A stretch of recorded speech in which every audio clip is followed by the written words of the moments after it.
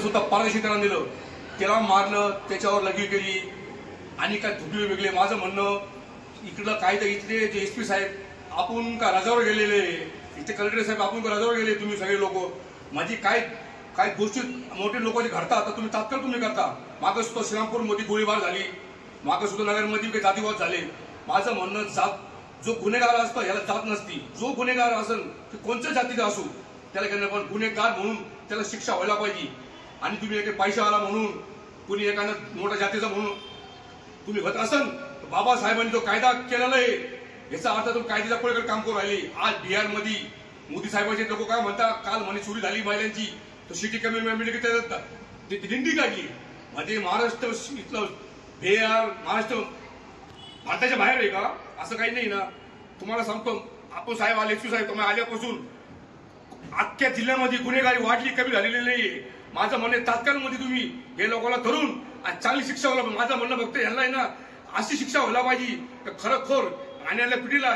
माणूस काय म्हणतो हे ना, माणूस का होतो हे लोकांना कळत नाही. जाणून घ्यायला पाहिजे कायदा काय आहे, कानून काय आहे. मागं लॉकडाऊन मध्ये आपण तुम्ही सुद्धा घराला बाहेर निघून नेली आणि हे लोक दारू पडत होता, आम्ही धरत नाही.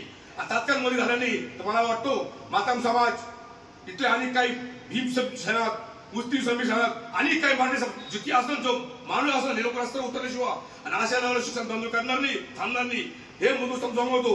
जय हिंद, जय महाराष्ट्र, हम सब एक. आणि परत माझं इथल्या महाराष्ट्र शासनाचा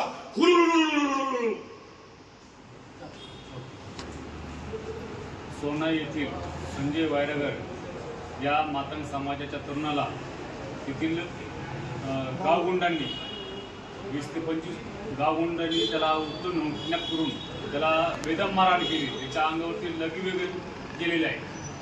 त्या घटनेचा आम्ही निश्चित म्हणून आता प्रांत ऑफिसला निवेदन दिलेलं आहे. आम्ही त्या घटनेचा निषेध करतो आणि जे आरोपी आहे त्याच्यातला एक आरोपी अटक आहे. जवळजवळ 15-16 लोक ते फरार आहेत. त्यांना देखील अटक करून त्यांच्यावरती मोका अंतर्गत कारवाई करावी ही आमची मागणी आहे.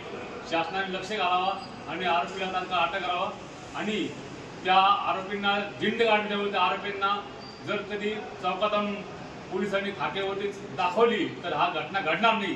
ते आरोपी जे मोकाट आहे त्यामुळे अशा घटना घडतात.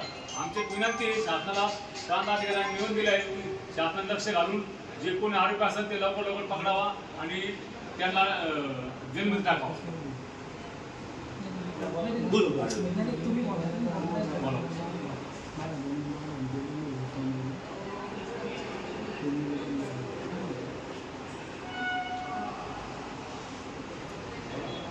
मी हनीफभाई पठाण, भारतीय लव शिक्षण राष्ट्र सचिव. आज 2 महिन्यापासून